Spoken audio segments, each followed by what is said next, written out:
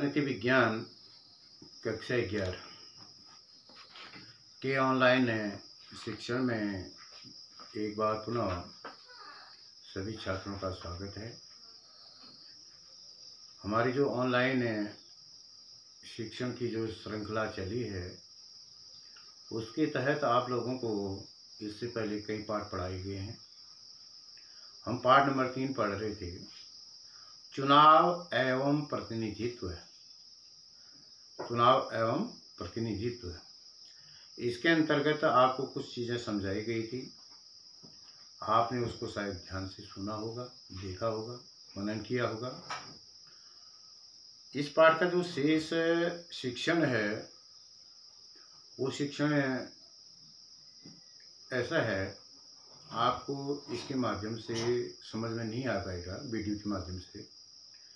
इसलिए जब हमारे प्रॉपर विधिवत रूप से विद्यालय खुल जाएगा, उसके बाद क्लासेस चलेंगी, उसमें इस पाठ को फिर से पढ़ाया जाएगा, क्योंकि इसमें ब्लैक बोर्ड की सहायता से ये पाठ पढ़ाया जाना है और तभी आप लोग इसको समझ भी पाएंगे। इसलिए इस पाठ का जो शेष शिक्षण है हम उसको छोड़ रहे हैं यहीं पर। उसको पुनः विद्यालय खुलने पर आपको समझा दिया जाएगा ब्लैक बोर्ड में, ब्लैक बोर्ड के माध्यम से आमने सामने क्लास में। अब हम उससे अगला पाठ नंबर 4 देख लीजिए, कार्यपालिका। आज हम पढ़ेंगे कार्यपालिका। ये बहुत इम्पोर्टेंट पाठ है, इसको ध्यान से सुनेंगे आप। जो भी प्रश्न है इससे संबंधित है उसको पूछ सकते हैं, उसका उत्तर मैं आपको दूंगा। कार्यपालिका, कार्यपालिका किसे कहते हैं इसको सबसे पहले समझ लीजिए आप। आपने सरकार के बारे में जाना, आप जानते हैं सरकार क्या है और सरकार किसे कहते हैं। हम अपने दैनिक जीवन में प्रतिदिन सरकार की बात करते हैं और बहुत सारी चीज़ें सरकार के बारे में कहते हैं। ये सरकार अच्छी है, सरकार गंदी है, और ये सरकार ऐसा नहीं कर रही है, ऐसा कर रही है, तो कई बातें करते रहते हैं। तो बहुत सारे लोग सरकार को नहीं जान पाते हैं सरकार है क्या। उनका दृष्टिकोण अलग अलग होता है समझने का। तो इसलिए सबसे पहले हम जानते हैं कि सरकार क्या है। एक राजनीति विज्ञान के छात्र होने के नाते आप लोगों का ये प्रमुख कर्तव्य है कि आपको अच्छी तरह सरकार के बारे में जानकारी होनी चाहिए। सरकार, देखिए, सरकार के 3 अंग हैं। नंबर 1 व्यवस्थापिका, नंबर 2 कार्यपालिका, नंबर 3 न्यायपालिका। इससे पहले आप प्राइमरी से लेकर के हाई स्कूल तक कई बार इस सरकार के अंगों के बारे में पढ़ चुके हैं या सुन चुके हैं। तो ये जो 3 अंग है सरकार के, इन्हीं को मिला करके सरकार बनती है, उसी को हम सरकार कहते हैं। अगर आपसे पूछा जाए अब सरकार किसे कहते हैं, आपका उत्तर होना चाहिए व्यवस्थापिका, कार्यपालिका और न्यायपालिका। ये तीनों अंगों को मिला करके सरकार बनती है और उसी को हम सरकार कहते हैं। यह आपका उत्तर होना चाहिए। हर किसी को आना चाहिए सरकार क्या है। आज हम जो सरकार के 3 अंग हैं उसमें जो कार्यपालिका है उसके बारे में अध्ययन करेंगे, जानेंगे सरकार का ये अंग क्या है, इसके कार्य क्या हैं और किन लोगों से मिल करके ये कार्यपालिका का निर्माण होता है।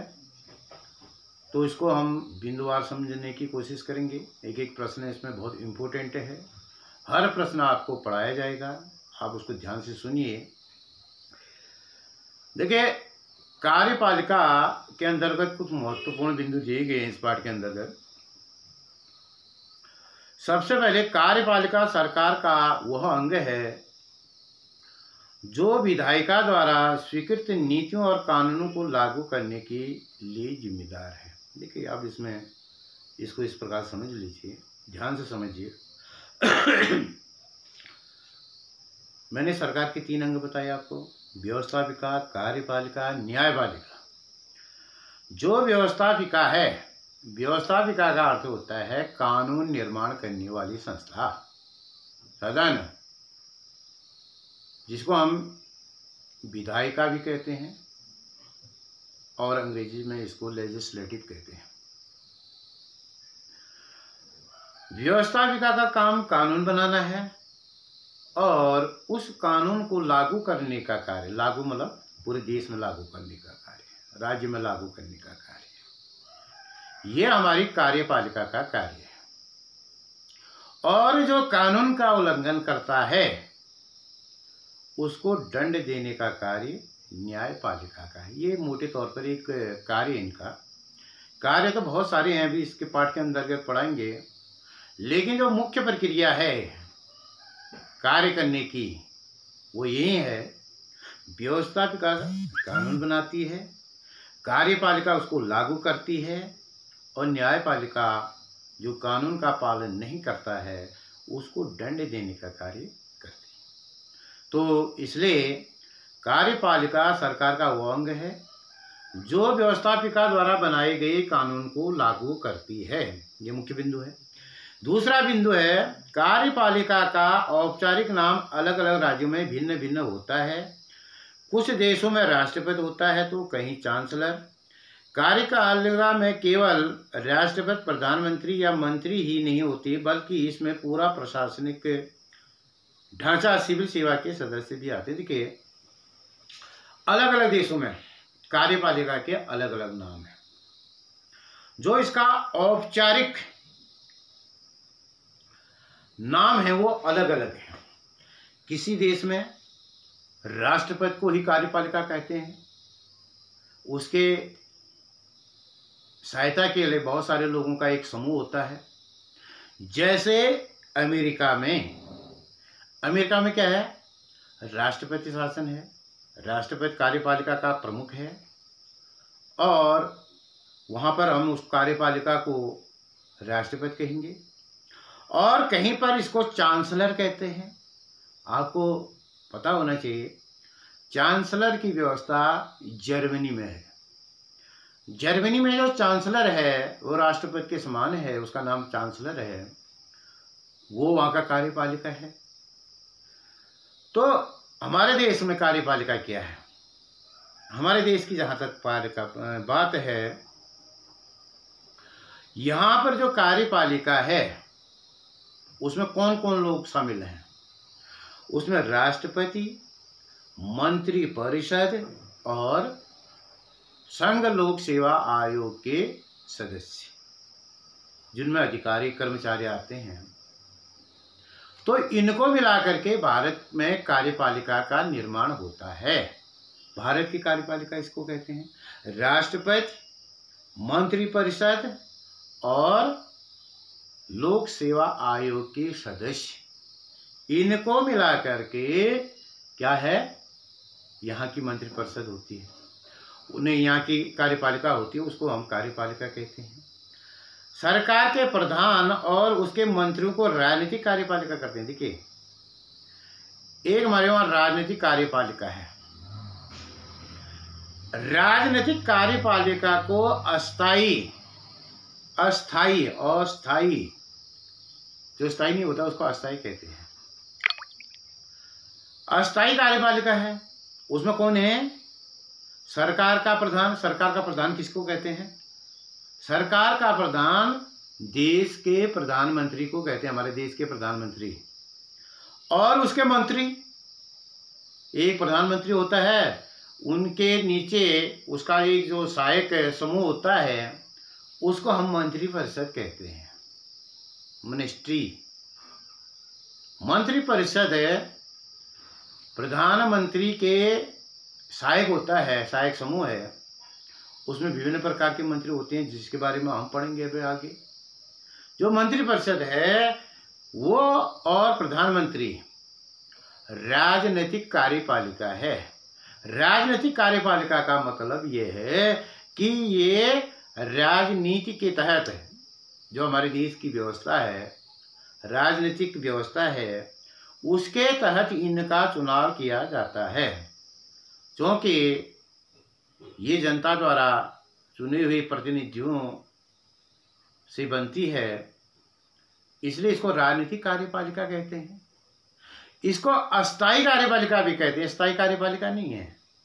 अब हमारे वहाँ स्थायी कार्यपालिका किसे कहते हैं, ये भी एक प्रश्न है। हमारे वहाँ स्थायी कार्यपालिका राष्ट्रपति है, राष्ट्रपति को स्थायी कार्यपालिका कहते हैं। आप समझ गए होंगे, एक स्थायी कार्यपालिका होगी, एक अस्थायी कार्यपालिका होगी। स्थायी कार्यपालिका के अंतर्गत कौन हुआ, राष्ट्रपति। अस्थायी कार्यपालिका के अंतर्गत कौन हुआ, प्रधानमंत्री और मंत्रिपरिषद। इसको राजनीतिक कार्यपालिका भी कहते हैं। जो लोग सरकार के लोक हितकारी नीतियां जनता तक पहुंचाने के लिए उत्तरदायी होते हैं, उन्हें स्थायी कार्यपालिका कहते हैं। अब वही बात आगे, जो जनता के हितों और नीतियां होती हैं, जनता के उत्थान और उनके कल्याण के लिए जो नीतियां होती हैं, उनको जनता तक पहुंचाना, क्योंकि सरकार तो बनाती, नीतियां बनाती है। नीतियां बनाने का कार्य हमारा व्यवस्थापिका का है, और उसको फिर जनता तक ले जाना, उनको जनता में लागू करना, देश में लागू करना, ये जो है स्थायी कार्यपालिका का काम है। देखिए, प्रधानमंत्री 5 साल के लिए चुना जाता है, उसका कार्यकाल होता है, उससे पहले भी भंग हो जाती है मंत्रिपरिषद, तो प्रधानमंत्री को भी इस्तीफा देना पड़ता है। ये प्रक्रिया चलती रहती है। ये जरूरी नहीं कि 5 वर्ष के लिए चुना जाए, 5 वर्ष पूरा करता है, बहुत कम अवसर है ऐसे तो। लेकिन जिस समय ये सरकार नहीं होती है, प्रधानमंत्री नहीं होता है, मंत्रिपरिषद नहीं होता है, उस समय भी हमारा देश चलता है। उस समय जो देश को चलाते हैं उसको हम स्थायी कार्यपालिका कहते हैं।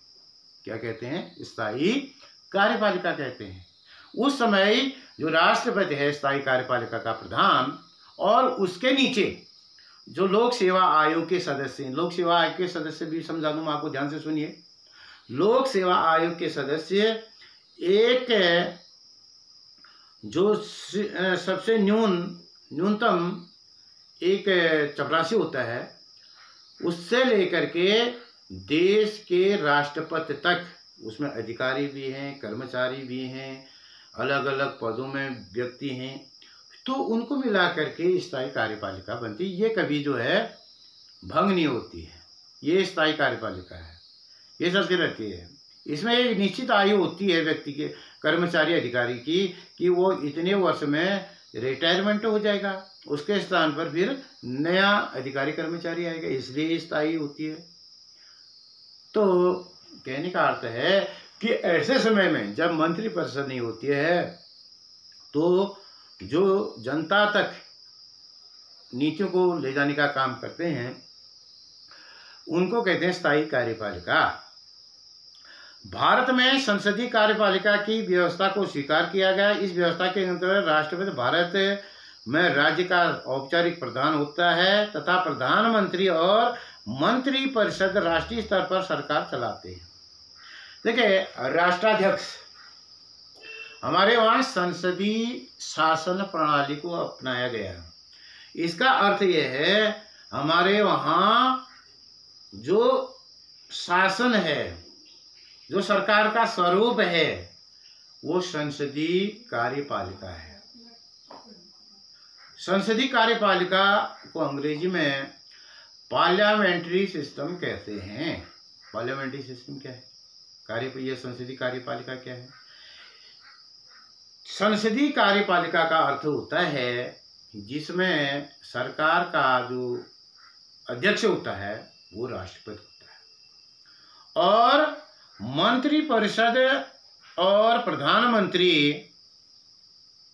ये सरकार चलाने का काम करते हैं। कहने का अर्थ यह है कि अगर मैं इसको दूसरी भाषा में आपको समझाऊं तो संसदीय शासन प्रणाली का अर्थ यह है कि जो सरकार या जो शासन प्रणाली कहाँ से चुनी जाती है, व्यवस्थापिका में से चुनी जाती है, और जो कार्यपालिका व्यवस्थापिका के अधीन या नियंत्रण में रहती है उसको संसदीय कार्यपालिका कहते हैं। इसके अंतर्गत राष्ट्रपति राज्य का औपचारिक प्रधान होता है। राष्ट्रपति सबसे बड़ा सर्वोच्च होता है, राष्ट्राध्यक्ष कहते हैं उसको। और मंत्री परिषद और प्रधानमंत्री सरकार चलाने का कार्य करते हैं। तो ऐसी व्यवस्था को हम संसदीय कार्यपालिका कहते हैं। इसके अलावा देखिए, भारत का राष्ट्रपति 5 वर्ष के लिए चुना जाता है। राष्ट्रपति पद के लिए सीधे जनता द्वारा निर्वाचित नहीं होता है। देखिए भारत के राष्ट्रपति के बारे में आप तो जानते हैं। तो अभी जो वर्तमान राष्ट्रपति हैं उनका नाम है रामनाथ कोविंद, और प्रथम राष्ट्रपति थे डॉक्टर राजेंद्र प्रसाद। राष्ट्रपति का चुनाव कैसे होता है ये तो आप जानते होंगे, ये बहुत बार पढ़ लिया होगा आपने। राष्ट्रपति को सीधे जनता नहीं चुनती है, ये समझ लीजिए। इसका चुनाव सीधे जनता नहीं करती है, बल्कि राष्ट्रपति का चुनाव अप्रत्यक्ष विधि द्वारा होता है। अप्रत्यक्ष विधि में का अर्थ है कि वो जनता द्वारा ही चुना गया माना जाता है, लेकिन उसको जनता सीधे वोट द्वारा नहीं चुनती है, बल्कि जनता अपने प्रतिनिधियों का चुनाव करती है। पहले अपने प्रतिनिधि मतलब जैसे विधानसभा के सदस्य हैं, लोकसभा के सदस्य हैं, इनका चुनाव करती है। और यही सदस्य राज्य विधानसभाओं के सदस्य और संसद के निर्वाचित सदस्य, इसमें एक शब्द आता है निर्वाचित सदस्य, जिनको जनता ने चुना है उनको निर्वाचित कहते हैं। वही लोग राष्ट्रपति को चुनने का काम करता है। और राष्ट्रपति की जो चुनाव प्रक्रिया है वो हम आगे के पाठों में पढ़ेंगे, कैसे राष्ट्रपति का चुनाव होता है। मतलब लेकिन मुख्य रूप से ये समझ लीजिए कि राष्ट्रपति का चुनाव जनता नहीं करती है, बल्कि अप्रत्यक्ष विधि द्वारा जनता के द्वारा चुने हुए प्रतिनिधियों के द्वारा राष्ट्रपति का चुनाव किया जाता है। ये विधि है राष्ट्रपति के चुनाव की। केवल संसद ही राष्ट्रपति को महाभियोग की प्रक्रिया द्वारा उसके पद से हटा सकती है। ये बहुत बड़ा एक पॉइंट है, एक व्यवस्था है कि राष्ट्रपति को कैसे हटाया जा सकता है उसके पद से, जबकि और पदों में जो पदाधिकारी हैं उनको हटाने के लिए बहुत सारे कारण होते हैं, बहुत सारे मामले होते हैं, कानून हैं। लेकिन राष्ट्रपति को हटाने के लिए महाभियोग की प्रक्रिया अपनानी पड़ती है। महाभियोग कौन लाता है? महाभियोग भारतीय संसद लाती है। महाभियोग मतलब आरोप पत्र जो होता है उसको महाभियोग कहते हैं। अगर राष्ट्रपति ने कोई ऐसा कार्य कर दिया है जो संविधान के खिलाफ है, जो कानून के खिलाफ है, तब भारतीय संसद को यह अधिकार है कि वो महाभियोग ला करके उसको पास करके राष्ट्रपति को उसकी पद से हटा सकती है।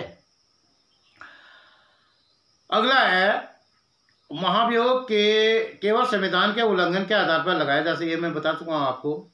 संसदीय शासन प्रणाली के अंतर्गत मंत्रिपरिषद ही व्यवहारिक रूप से कार्यपालिका प्रधान होती है। प्रधानमंत्री मंत्रिपरिषद का प्रमुख होता है। देखिए यहां पर दो बातें हैं। संसदीय शासन प्रणाली में दो प्रकार की कार्यपालिका कहते हैं। यहाँ पर एक तो जो स्वरूप के आधार पर मैंने बताया स्थायी कार्यपालिका, अस्थायी कार्यपालिका, वो तो कार्यकाल के आधार पर होता है। लेकिन जो वास्तविक रूप से कार्यपालिका का विभाजन है यहाँ पर, वो दो रूपों में मिलता है। एक है आपका वास्तविक कार्यपालिका और दूसरी है नाम मात्र की कार्यपालिका। ये दो प्रकार की कार्यपालिका है। वास्तविक कार्यपालिका कौन है और नाम मात्र की कार्यपालिका कौन है, इसको समझ लीजिए। देखिए, संविधान के द्वारा संपूर्ण शासन की शक्तियां राष्ट्रपति में निहित होती हैं या राष्ट्रपति के हाथ में होती है। उसको राष्ट्रपति को सारे अधिकार होते हैं, लेकिन राष्ट्रपति हमारे देश में अपने अधिकारों का प्रयोग स्वयं नहीं करता है, अपने मन से नहीं करता है। मैं अगर इसको सरल शब्दों में कहता हूं, आपको बताता हूं, तो राष्ट्रपति अपने अधिकारों का प्रयोग अपने विवेक के अनुसार नहीं करता है, बल्कि उसके अधिकारों का प्रयोग मंत्री परिषद करती है। जब मंत्री परिषद उसको लिखित रूप से ये व्यवस्था देती है या ये सुझाव देती है कि ये काम आपको करना है, तभी राष्ट्रपति उस कार्य को करता है। कहने का मतलब है, तो वास्तविक कार्यपालिका होगी एक नाम मात्र कार्यपालिका होगी। अब यहाँ पर वास्तविक कार्यपालिका मंत्री परिषद है, क्योंकि वो वास्तव में जो सरकार की शक्तियां हैं उनका उपयोग करती है, उनको लागू करने का काम करती है, वो उसके अधिकार क्षेत्र में है। और सिर्फ जो दूसरे के या मंत्रिपरिषद की सलाह पर राष्ट्रपति जिन कार्यों को करता है वो नाम मात्र की कार्यपालिका है, अर्थात वो अपने अधिकारों का प्रयोग स्वयं न करके मंत्रिपरिषद की सलाह पर करता है। तो इसलिए नाम मात्र इसलिए हो गया क्योंकि उसी के नाम से, राष्ट्रपति के नाम से सारे अधिकार और वो हैं, लेकिन राष्ट्रपति अपने अधिकारों का प्रयोग स्वयं न करके उसके अधिकारों का प्रयोग कौन करती है, मंत्रिपरिषद। इसलिए राष्ट्रपति नाम मात्र की कार्यपालिका हो गया और वास्तविक कार्यपालिका मंत्रिपरिषद होगी। तो ये है, प्रधानमंत्री की मृत्यु या त्यागपत्र से पूरी मंत्रिपरिषद भंग हो जाती है। देखिए, जब प्रधानमंत्री की मृत्यु हो जाती है या वो त्यागपत्र दे देता है, जैसे कि हमारे वहाँ देखो बहुत बार हुआ है, आप लोग तो उसको समझ नहीं पाएंगे, लेकिन जो पुराने लोग हैं उनको पता है कि हमारे देश में कई बार प्रधानमंत्री त्यागपत्र देते हैं, कई कारण होते हैं त्यागपत्र देने के। तो जैसे प्रधानमंत्री त्यागपत्र देता है या फिर बाय द वे उसकी मृत्यु हो जाती है, तो पूरी मंत्रिपरिषद भंग हो जाती है।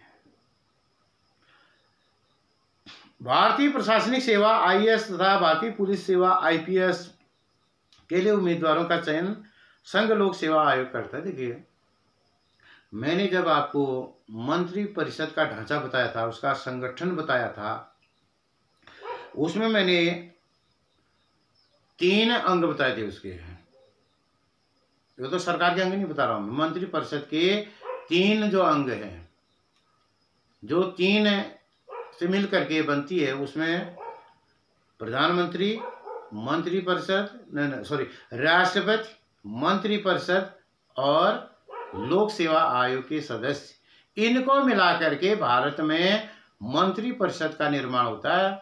हमारे वहाँ उसको कार्यपालिका कहते हैं। उसको क्या कहते हैं, कार्यपालिका कहते हैं। कौन कौन होंगे, राष्ट्रपति, मंत्री परिषद, लोक सेवा आयोग के सदस्य।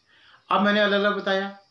राष्ट्रपति को तो आप जानते हैं एक व्यक्ति है पूरे देश में, मंत्री परिषद में बहुत सारे मंत्री हैं, प्रधानमंत्री उसका मुख्य है, प्रधान है, इसलिए उसको प्रधानमंत्री कहते हैं। और तीसरा जो समूह है वो है लोक सेवा आयोग के सदस्य। जितने भी आप अधिकारी कर्मचारी, चाहे वो विद्यालय का शिक्षक हो या विद्यालय का चपरासी हो या पटवारी हो या कानूनगो हो, तहसीलदार हो, डीएम हो, उससे भी बड़े अधिकारी सचिव हो, निर्देशक हो, तो ये सारे लोगों को मिला करके लोक सेवा के, ये सब लोक सेवा आयोग के सदस्य कहलाते हैं, जो जनता की सेवा के लिए नियुक्त किए जाते हैं। तो इस प्रकार से ये पाठ में आपको महत्वपूर्ण बिंदु समझाए गए हैं। अब हम आगे बढ़ते हैं, पाठ की जो अन्य प्रश्न हैं उनको भी करेंगे। आप ध्यान से इसको सुनिए, बहुत इम्पोर्टेंट पाठ है, फिर बताएंगे।